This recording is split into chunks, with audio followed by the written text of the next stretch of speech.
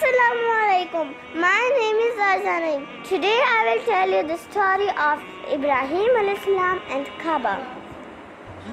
The well of Zamzam, where water first flowed to save the lives of Hajra and Ismail alayhis salam, became a popular place for the caravans to stop. Some people liked the place so much they decided to stay there.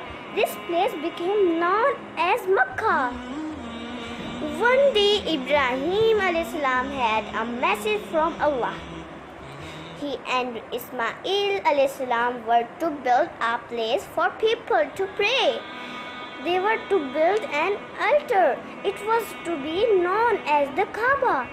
The angel Ibrahim brought the message saying that the Kaaba should be built near the well of Zamzam, the most sacred place on earth.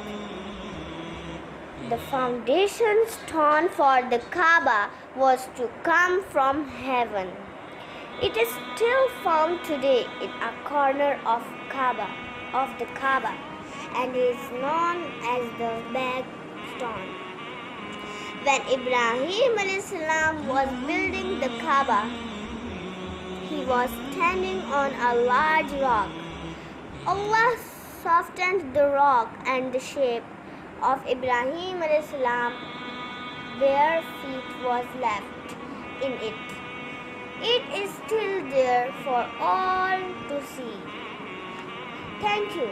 Take care and Allah Hafiz.